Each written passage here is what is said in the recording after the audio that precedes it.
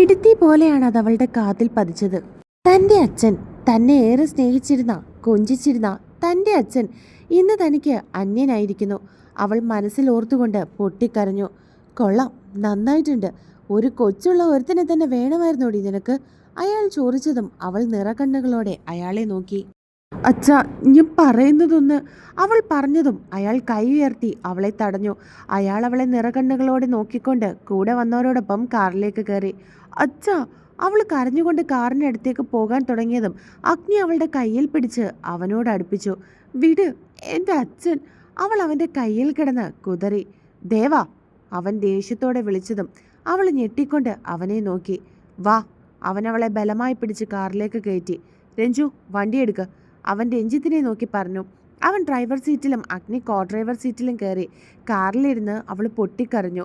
അഗ്നി ഇതെല്ലാം കണ്ടില്ലെന്ന് നടിച്ചു. രഞ്ജു ഇടയ്ക്കിടയ്ക്ക് അവളുടെ ഏങ്ങലടികൾ കേൾക്കുമ്പോൾ തിരിഞ്ഞു നോക്കുന്നുണ്ടായിരുന്നു. കുറച്ചു നിമിഷങ്ങൾ കഴിഞ്ഞതും അവർ വലിയൊരു വീടിന് മുൻപിലെത്തി. ദേവ, ഇറങ്ങ. അഗ്നി കാറിൽ നിന്നും ഇറങ്ങി പുറകിലത്തെ ഡോർ തുറന്നു കൊടുത്തുകൊണ്ട് പറഞ്ഞു. അവൾ അങ്ങനെ തന്നെ ഇരുന്നു. ദേവ, അവൻ ദേഷ്യത്തോടെ വിളിച്ചതും അവൾ മിഴികൾ ഉയർത്തി അവനെ നോക്കി. വാ, ഇറങ്ങ്, വീടെത്തി. അവൻ അവളെ നോക്കി പറഞ്ഞു. അവൾ നിറകണ്ണുകളോടെ കാറിൽ നിന്നും ഇറങ്ങി. സ്വപ്നത്തിൽ പോലും കണ്ടിട്ടില്ലാത്ത കൊട്ടാരം പോലെയുള്ള ആ വീട് അവൾ നോക്കി നിന്നു. അവരുടെ കാറിന്റെ ശബ്ദം കേട്ട് വീട്ടിലുള്ളവർ ഓരോരുത്തരായി ഇറങ്ങി വന്നു. ചില മുഖങ്ങളിൽ സന്തോഷമായിരുന്നെങ്കിൽ മറ്റു ചില മുഖങ്ങളിൽ ദേഷ്യവും അത്ഭുതവുമായിരുന്നു അവൾ കണ്ടത്. ദേവമ്മേ, അവൻ പുറത്തു നിന്നുകൊണ്ട് വിളിച്ചതും ദേവമ്മേ മറ്റൊരു കുട്ടിയും നിലവിളക്കുമായി ഇറങ്ങി വന്നു. ദേവമ്മ ആ വിളക്ക് അവളുടെ കയ്യിലേക്ക് നീട്ടി. അവൾ ദേവമ്മയെ നോക്കി. വാങ്ങിക്കും മോളെ. അവർ പറഞ്ഞതും അവളത് കയ്യിൽ വാങ്ങി. വലതുകാല് വെച്ച് കയറി മോളെ. ദേവമ്മ പറഞ്ഞതും അവൾ വലതുകാല് വെച്ച് അകത്തേക്ക് കയറി. ദേവമ്മയുടെ കൂടെ വന്ന പെൺകുട്ടി അവൾക്ക് പൂജാമുറി കാണിച്ചു കൊടുത്തതും അവൾ അതുമായി പൂജാമുറിയിൽ കയറി. വിളക്ക് വെച്ചതിന് ശേഷം അവൾ കൈകൂപ്പി. ഇതിൻ്റെ ഭാഗ്യമാണോ നിർഭാഗ്യമാണോ എന്ന് എനിക്കറിയില്ല. ഇവിടെ നിന്നും എനിക്കൊരു മോചനം ഉണ്ടാകുമോ എന്നും അറിയില്ല.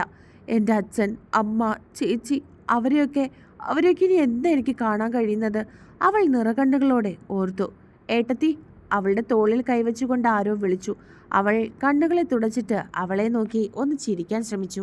വീട്ടുകാരെ വെറുപ്പിച്ചതിലുള്ള സങ്കടമാണോ? സാരമില്ല കേട്ടോ, അഗ്നിയേട്ടനല്ലേ കൂടെയുള്ളത്. എല്ലാ ഏട്ടൻ നോക്കിക്കോളും. അവരൊക്കെ പെട്ടെന്ന് തന്നെ ഏട്ടത്തിയെ കാണാൻ വരും കേട്ടോ, അവൾ ചിരിച്ചുകൊണ്ട് പറഞ്ഞു. ദേവ സംശയത്തോടെ അവളെ നോക്കി. ഓ, ഞാൻ എന്നെ പരിചയപ്പെടുത്താൻ മറന്നു. ഞാൻ അർച്ചന. ഇവിടെ എല്ലാവരും എന്നെ അച്ചൂന്ന് വിളിക്കും. ഞാൻ അഗ്നിയേട്ടൻ്റെ മുറപ്പെണ്ണാണ് കേട്ടോ, അവൾ ചിരിച്ചുകൊണ്ട് പറഞ്ഞു. അവൾ ഒന്നും മിണ്ടാതെ അവളെ തന്നെ നോക്കി. ഏട്ടത്തി ഇങ്ങനെ നോക്കണ്ട. എനിക്ക് അഗ്നിയേട്ടൻ എൻ്റെ ഏട്ടനെ പോലെയാ. അഗ്നിയേട്ടനും അങ്ങനെ തന്നെയാ. പക്ഷെ എൻ്റെ ചേച്ചിയും അമ്മയും ഏട്ടത്തി ഒന്ന് സൂക്ഷിക്കണം കേട്ടോ. എൻ്റെ ചേച്ചിക്ക് ഏട്ടനെ ഒരു കണ്ണുണ്ടായിരുന്നു. പക്ഷെ അഗ്നിയേട്ടന് ചേച്ചിയുടെ അമ്മയുടെ സ്വഭാവം ഇഷ്ടമല്ല. അച്ഛനെ ഓർത്ത് മാത്രമാണ് ഏട്ടനൊന്നും പറയാത്തത്, അവൾ വീണ്ടും പറഞ്ഞു. ദേവാ, അഗ്നി വിളിച്ചതും അച്ചു അവളെയും കൊണ്ട് ഹാളിലേക്ക് നടന്നു. അവൾ ദേവാൻഷി അഗ്നിദത്ത്, എൻ്റെ ഭാര്യ, ഇനി മുതൽ എൻ്റെ രുദ്രമോളുടെ അമ്മ. അവൻ അവളെ ചേർത്ത് പിടിച്ചുകൊണ്ട് എല്ലാവരുടെയും മുൻപിൽ വെച്ച് അവളെ പരിചയപ്പെടുത്തി. മുത്തശ്ശി, അവൻ വിളിച്ചുകൊണ്ട് അവരുടെ അടുത്തേക്ക് ചെന്നു. അവൻ കുനിഞ്ഞ് അനുഗ്രഹം വാങ്ങുന്നത് കണ്ടതും അവളും അവരുടെ കാലിൽ തൊട്ടു. എഴുന്നേൽക്ക് മക്കളെ. അവർ രണ്ടുപേരെയും എഴുന്നേൽപ്പിച്ചു. നന്നായി വരും, ദീർഘസുമംഗലിയായിട്ടിരിക്കട്ടെ, അവർ അവളുടെ നെറുകയിൽ തലോടിക്കൊണ്ട് പറഞ്ഞു. അത് കേട്ടതും അവൾ അഗ്നിയെ നോക്കി. അഗ്നിയും അവളെ നോക്കി. ദേവാ, ഇതെൻ്റെ വലിയമ്മാവൻ മാധവൻ, ഇത് അമ്മായി സരോജിനി, ഇത് രണ്ടുപേരുടെ മക്കളാ, ആതിരയും അർച്ചനയും. അവൻ മുൻപിൽ നിൽക്കുന്ന ഓരോരുത്തരെയും പരിചയപ്പെടുത്തി. മാധവൻ്റെ അച്ചുവിൻ്റെ മുഖത്ത് പുഞ്ചിരിയായിരുന്നുവെങ്കിൽ ആതിരയുടെ സരോജിനിയുടെ മുഖത്ത് പുച്ഛവും ദേഷ്യവുമായിരുന്നു. ഇതെൻ്റെ ചെറിയമ്മാവൻ രാമൻ, ഇതെൻ്റെ ചെറിയമ്മ അമ്പിളി, ഇവരുടെ മകനാ രഞ്ജു. ഇവരങ്ങ് വിദേശത്തായിരുന്നു, ഇപ്പോൾ കുറച്ച് വർഷമായിട്ട് ഇവിടെ തന്നെയുണ്ട്. അവൻ അടുത്ത ആളുകളെയും പരിചയപ്പെടുത്തി. അവർ 3 പേരും അവളെ നോക്കി ചിരിച്ചു. അവളും തിരികെ ചിരിക്കാൻ ശ്രമിച്ചു. ഇനി ഇതെൻ്റെ ദേവമ്മ, എൻ്റെ അമ്മ. എന്നെയും ഇപ്പം എൻ്റെ രുദ്രമോളെ നോക്കിയതും നോക്കുന്നതും ഒക്കെ ദേവമ്മയാണ്. ദേവമ്മയ്ക്ക് ഇനി സമാധാനത്തോടെ മോളുടെ അടുത്തേക്ക് പോകാം. ഇനി രുദ്രയുടെ കാര്യങ്ങൾ എൻ്റെ ഭാര്യ നോക്കിക്കോളും, അവൻ ചിരിച്ചുകൊണ്ട് പറഞ്ഞു. അങ്ങനെയൊന്നും പറയല്ലേ മോനെ, എൻ്റെ മോളേക്കാൾ ഞാൻ നിന്നെയല്ലേ നോക്കിയത്. ഇത് അത്യാവശ്യമായതുകൊണ്ടാ, ഇല്ലെങ്കിൽ ദേവമ്മ ഒരിക്കലും എൻ്റെ മോനെയും രുദ്രമോളെയും വിട്ടിട്ട് പോവില്ലായിരുന്നു. അത് ശരിയാ, ഇവിടുത്തെ സുഖവും സൗകര്യവും മോളുടെ അടുത്ത് കിട്ടില്ലല്ലോ. ഇവിടെ ഒന്നും അറിയണ്ടായിരുന്നല്ലോ. തിന്നും ഉറങ്ങിയും ഇടയ്ക്ക് കൊച്ചിനെ നോക്കിയിരുന്നാൽ മാത്രം പോരായിരുന്നോ? സരോജിനി പുച്ഛിച്ചുകൊണ്ട് പറഞ്ഞു. അത് കേട്ട് ദേവമ്മ ഒന്ന് ചിരിച്ചു. അഗ്നി എന്തോ പറയാൻ പോയതും ദേവമ്മ അവനെ കണ്ണു കാണിച്ചു. ദേവകി, മോൾക്ക് മുറി കാണിച്ചു കൊടുക്കുക, മുത്തശ്ശി ദേവമ്മയെ നോക്കി പറഞ്ഞു. ദേവമ്മ അവളെയും കൊണ്ട് അഗ്നിയുടെ മുറിയിലേക്ക് നടന്നു. മോളൊന്ന് വിശ്രമിക്കുക, രുദ്രമോള് നല്ല ഉറക്കത്തിലായിരുന്നു, ഞാൻ മോൾ ഉണർന്നോന്ന് നോക്കിയിട്ട് വരാം. ദേവമ്മ അവളെ നോക്കി പറഞ്ഞതും അവൾ തലയാട്ടി. ദേവമ്മ മുറിയിൽ നിന്നും ഇറങ്ങിപ്പോയതും അവൾ കട്ടിലേക്ക് ഇരുന്നു കൊണ്ട് പൊട്ടിക്കരഞ്ഞു. ദേവാ, ഉച്ചത്തിലുള്ള വിളി കേട്ടതും അവൾ മുഖമുയർത്തി നോക്കി. അവൻ അവളുടെ അടുത്തേക്ക് വന്ന് അവളുടെ കയ്യിൽ പിടിച്ച് എഴുന്നേൽപ്പിച്ചുകൊണ്ട് അവനോട് അടുപ്പിച്ചു. ഇനി നീ ഇവിടെ ഇരുന്ന് കരഞ്ഞാൽ നിനക്ക് എല്ലാവരെയും എല്ലാം അറിയിക്കണോടി? അവൻ ദേഷ്യത്തോടെ ചോദിച്ചു. പിന്നെ പിന്നെ ഞാൻ എന്ത് വേണം? നിങ്ങൾ പറ, ഞാൻ എന്ത് സന്തോഷത്തോടെ എൻ്റെ വീട്ടിൽ കഴിഞ്ഞിരുന്നെന്ന് നിങ്ങൾക്കറിയോ? എൻ്റെ അച്ഛൻ, അമ്മ, ചേച്ചി എല്ലാം എല്ലാം നശിപ്പിച്ച് കളഞ്ഞില്ലേ നിങ്ങൾ? പറയാൻ ഞാൻ എന്ത് തെറ്റാണ് നിങ്ങളോട് ചെയ്തത്? എന്തിനെൻ്റെ ജീവിതം ഇല്ലാതാക്കാൻ വന്നത്? നിങ്ങൾക്ക് നിങ്ങളുടെ മകളെ നോക്കാൻ ഒരാളെ വേണ്ടതെങ്കിൽ ഞാൻ അന്തസ്സോടെ വന്നേനെ. പക്ഷേ ഇതെൻ്റെ അച്ഛനെയും അമ്മയും കൂടപ്പിറപ്പിനെയും ഒക്കെ മുമ്പിൽ ഞാൻ തെറ്റുകാരിയെ പോലെ ഞാൻ എന്തിനാ എന്നോട്? നിങ്ങൾക്ക് ദാണമുണ്ടോ ഒരു പെണ്ണിനെ കോൺട്രാക്റ്റിൻ്റെ ബേസിൽ വിവാഹം കഴിക്കാൻ? വിവാഹം എന്നാൽ കുട്ടിക്കളിയാണെന്നാണോ തൻ്റെ വിചാരം? പറയാൻ അവൾ അവൻ്റെ ഷർട്ടിൽ പിടിച്ച് ഒലിച്ചുകൊണ്ട് ചോദിച്ചു. ദേവാ, വേണ്ട, വിളിക്കരുത് എന്നെ അങ്ങനെ. നിങ്ങൾ ദുഷ്ടൻ. മറ്റൊരാളുടെ ഫീലിങ്സിനോ കമ്മിറ്റ്മെൻറ്റിനോ ഒന്നും ഒരു വിലയും കൊടുക്കാത്ത ദുഷ്ടനാ നിങ്ങൾ. അവൾ ദേഷ്യത്തോടെ പറഞ്ഞു. നിർത്തടി പുല്ലേ, ഇനി ഒരക്ഷരം നീ മിണ്ടിയാൽ അടിച്ചു ഞാൻ പൊട്ടിക്കും, പറഞ്ഞേക്കാം. അവൻ ദേഷ്യത്തോടെ അവളെ നോക്കി പറഞ്ഞു. തല്ലടോ, തല്ലെന്നെ. ഇനി അതായിട്ട് എന്തിനാ ബാക്കി വെക്കുന്നേ? തല്ലിക്കൊന്നോ, ഇതിലും ഭേദം അതാ. അവളും ദേഷ്യത്തോടെ തിരികെ അവനോട് പറഞ്ഞു. ചേ. പുറകിൽ കൊഞ്ചല് പോലെയുള്ള ആ വിളി കേട്ടതും അവർ തിരിഞ്ഞു നോക്കി. ഒരു കുഞ്ഞു ഫ്രോക്കും തലയിൽ രണ്ട് സൈഡും കൊമ്പും ഒക്കെ കെട്ടി ചിരിച്ചുകൊണ്ട് നിൽക്കുന്ന അവളെ കണ്ടതും അവൻ്റെ ദേഷ്യം മാഞ്ഞുപോയി. അച്ചോടാ, അച്ചയുടെ രുദ്രക്കുട്ടി എഴുന്നേറ്റോ? അവൻ അവളെ വാരി എടുത്തുകൊണ്ട് ചോദിച്ചു. എന്നേറ്റ് അവൾ ചിരിച്ചുകൊണ്ട് പറഞ്ഞു. അച്ഛേ, എന്തോ ദേമ പറഞ്ഞു എൻ്റെ അമ്മ വന്നെന്ന്. എൻ്റെ അമ്മ ഇന്ത്യയെ? അവൾ സംശയത്തോട് ചോദിച്ചു. ദേ നിൽക്കുന്നു എൻ്റെ മോളുടെ അമ്മ, അവൻ ദേവയെ കാണിച്ചുകൊണ്ട് പറഞ്ഞു. മേ. അവൾ കൈകൾ നീട്ടി അവളെ വിളിച്ചു. ദേവയ്ക്ക് അവളെ എടുക്കാതിരിക്കാൻ തോന്നിയില്ല.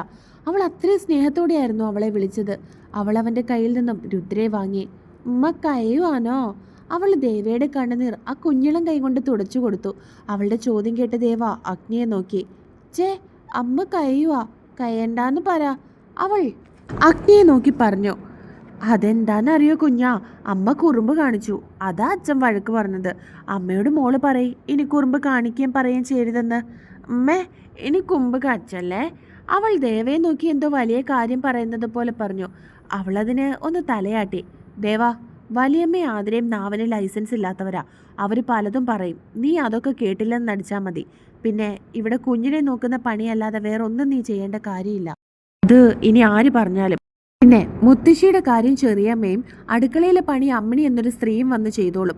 നിന്നോട് വേറെ ആരെങ്കിലും എന്തേലും ചെയ്യാൻ പറഞ്ഞാൽ എന്നോട് പറഞ്ഞാൽ മതി, കേട്ടല്ലോ? അവൻ പറഞ്ഞതും അവൾ യാന്ത്രികമായി തലയാട്ടി. മേ വെച്ചൊന്നു. അവൾ പറഞ്ഞതും ദേവ സംശയത്തോടെ അഗ്നിയെ നോക്കി.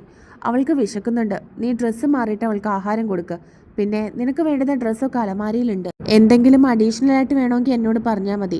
പിന്നെ ദേ ആ ടേബിളിനകത്തൊരു ഫോൺ ഇരിപ്പുണ്ട്, അതിൽ എൻ്റെ നമ്പറും സേവ് ചെയ്തിട്ടുണ്ട്, അതേ വിളിച്ചാൽ മതി. ഞാൻ പുറത്തേക്കൊന്ന് പോവാ. അവൻ അവളെ നോക്കി പറഞ്ഞുകൊണ്ട് ഇറങ്ങി. അവൻ പോയതും അവൾ രുദ്രയും കൊണ്ട് കട്ടിലിലേക്കിരുന്നു. രുദ്ര ദേവയെ നോക്കി തൻ്റെ കുഞ്ഞി പല്ലുകൾ കാണിച്ച് ചിരിച്ചു. അവൾ കുഞ്ഞിനെ തൻ്റെ മാറോടണച്ച് ചുംബിച്ചു. അവളും തൻ്റെ അമ്മയെ കിട്ടിയതുപോലെ അവളുടെ നെഞ്ചിലേക്ക് ചാഞ്ഞു. ദേവ കുഞ്ഞിനെയും കൊണ്ട് അടുക്കളയിലേക്ക് നടന്നു. ഓ, വന്നല്ലോ തമ്പുരാട്ടി. സരോജിനി അവളെ കണ്ടതും പുച്ഛത്തോടെ പറഞ്ഞു. എന്താടി, ഇവിടുത്തെ പണവും പത്രാസും ഒക്കെ കണ്ടിട്ടാണോ നീ അഗ്നിയേട്ടനെ വലവേശി പിടിച്ചത്? ആതിര അവളെ കണ്ട് ദേഷ്യത്തോടെ ചോദിച്ചു.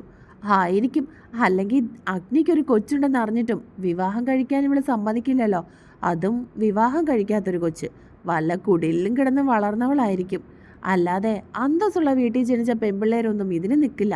സരോജിനി അവളെ പുച്ഛിച്ചുകൊണ്ട് വീണ്ടും പറഞ്ഞു. രുദ്ര അവരെ രണ്ടുപേരെ മാറി മാറി നോക്കി. ദേവയുടെ കണ്ണുകൾ നിറഞ്ഞു. നിനക്കറിയോ, ഞാൻ എൻ്റെ മോളെ കൊണ്ട് കെട്ടിക്കാനിരുന്നത് അഗ്നിയെ. പക്ഷെ ആ നശിച്ച പെണ്ണുണ്ടല്ലോ ചാരു, അവളുടെ വയറ്റിൽ അഗ്നിയുടെ കുഞ്ഞാണെന്ന് അറിഞ്ഞപ്പോൾ ഞാനതങ്ങ് വേണ്ടെന്ന് വെച്ചു. എനിക്കും എൻ്റെ മോൾക്കും ആത്മാഭിമാനമുണ്ട്. അങ്ങനെ വല്ലവളുമാരുടെയും കൊച്ചിനെ നോക്കണ്ട ഗതികേടൊന്നും എൻ്റെ മോൾക്കില്ല. അവർ പുച്ഛത്തോടെയും ദേഷ്യത്തോടെയും അവളെ നോക്കി പറഞ്ഞു. അമ്മ ആരോടാ ഇതൊക്കെ പറയുന്നേ? ഇവൾക്കതൊന്നുമില്ല. സുഖവും പണവും മാത്രം മതിയെന്ന് ചിന്തിക്കുന്ന ഇവളുമാരോട് സംസാരിക്കാൻ അമ്മയ്ക്ക് നാണയില്ലേ? ഷേ. ആതിര അവളെ നോക്കി പുച്ഛത്തോടെ പറഞ്ഞു. ദേവയ്ക്കെല്ലാം കേട്ട് സഹികെട്ടു. കുഞ്ഞിന് ആഹാരം പോലും എടുക്കാതെ കുഞ്ഞിനെയും കൊണ്ട് അവൾ മുറിയിലേക്ക് ഓടി. പ്രശ്നമാകുമോ അമ്മേ? ആതിര സരോജിനിയോട് ചോദിച്ചു. ഓ, എന്ത് പ്രശ്നം? ഒന്നുമില്ല.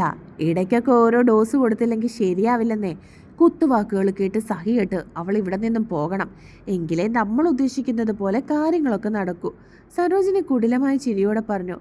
എന്നാലും അഗ്നിയേട്ടൻ പെട്ടെന്നൊരു കല്യാണം കഴിക്കുമെന്ന് ഞാൻ വിചാരിച്ചതേയില്ല. നിന്നോട് ഞാൻ പറഞ്ഞതല്ലേ ആ കൊച്ചിനെ ഒന്ന് സ്നേഹിക്കുന്നത് പോലെയൊക്കെ അഭിനയിക്കാൻ. അതിലൂടെയെങ്കിലും അവൻ്റെ മനസ്സിൽ കയറി പറ്റാമെന്ന്. ഞാൻ ചെയ്യാഞ്ഞിട്ടാണോ അമ്മേ? ആ പീക്കിരി കൊച്ച് എൻ്റെ അടുത്തൊന്ന് അടുക്കണ്ടേ? ആ ചാരുവിൻ്റെ അതേ സ്വഭാവം ആ കൊച്ചിനും. എന്നെ കണ്ടൂടാ. വരട്ടെ, ഇനിയും സമയമുണ്ട്. അതിനു മുൻപ് ഇവളെ ഇവിടുന്ന് പറഞ്ഞു വിടണം. ഇല്ലെങ്കിൽ ശരിയാവില്ല. അവരെന്തോ തീരുമാനിച്ചതുപോലെ പറഞ്ഞു. ഏട്ടത്തി. അവൾ കരഞ്ഞുകൊണ്ട് പോകുന്നത് കണ്ടതും അച്ചു വിളിച്ചു. അവൾ തിരിഞ്ഞു പോലും നോക്കാതെ മുറിയിൽ കയറി വാതിലടച്ചു. നിലത്തെ കൂർന്നിരുന്നു കൊണ്ട് അവൾ കുഞ്ഞിനെ മാറോടണച്ച് പൊട്ടിക്കരഞ്ഞു. അമ്മ കയല്ലേ, ഇച്ച വെമ്പ് മോല് പഞ്ഞു കൊക്ക. അവൾ കുഞ്ഞി കൈകൾ കൊണ്ട് അവളുടെ കണ്ണുനീർ തുടച്ചു കൊടുത്തുകൊണ്ട് പറഞ്ഞു. വേണ്ട മോൾ, അച്ചിയോട് ഇതൊന്നും പറയണ്ട കേട്ടോ. സാരമില്ല, അമ്മയ്ക്ക് വിഷമമൊന്നുമില്ലല്ലോ. അവൾ കണ്ണുനീരിനിടയിലും ചിരിച്ചുകൊണ്ട് പറഞ്ഞു. വേണ്ടേ പയ്യൻ്റെ? വേണ്ട, പറയണ്ട കേട്ടോ. സത്യം ചെയ്യ അമ്മയോട്, അച്ഛ വരുമ്പോൾ ഇതൊന്നും പറയില്ലാന്ന്. അവൾ കൈകൾ നീട്ടി പറഞ്ഞു. സത്യം.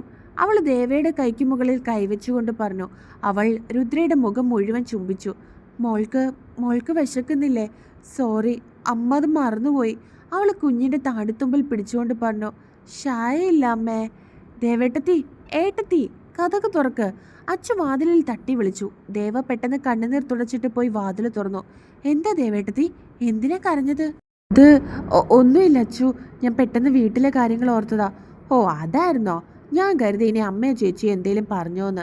ഏയ് ഇല്ല, അതൊന്നുമില്ല. രുദ്രക്കുട്ടി, മാമുണ്ടോ? അച്ചു രുദ്രയുടെ താടിയിൽ പിടിച്ച് കൊഞ്ചിച്ചുകൊണ്ട് ചോദിച്ചു. ഇല്ലിറ്റേ. അച്ചു, നീ കുഞ്ഞിനെ കഴിക്കാൻ എന്തേലും കൊടുക്കാവോ? അവൾ അച്ചുവിനെ നോക്കി ചോദിച്ചു. പിന്നെന്താ, ഇങ്ങ് വാ രുദ്രക്കുട്ടി, ചിറ്റ തരാട്ടോ ഇന്ന് ഫുഡ്. അവൾ രുദ്ര എടുത്തുകൊണ്ട് പറഞ്ഞു. മാ. അവൾ ദേവയെ നോക്കി വിളിച്ചു. എന്താ കുഞ്ഞാ, വെച്ചുന്നില്ലേ? ഇല്ലട കണ്ണാ, അമ്മയ്ക്ക് വിശക്കുന്നില്ല. എൻ്റെ മോള് പോയി കഴിച്ചിട്ട് വാ. അവൾ രുദ്രയുടെ കവളിൽ കൈവച്ചുകൊണ്ട് പറഞ്ഞതും അവൾ തലയാട്ടി. അച്ചു കുഞ്ഞുമായി താഴേക്ക് ഇറങ്ങിയതും ദേവ വാതിലടച്ചിട്ട് പൊട്ടിക്കരഞ്ഞു.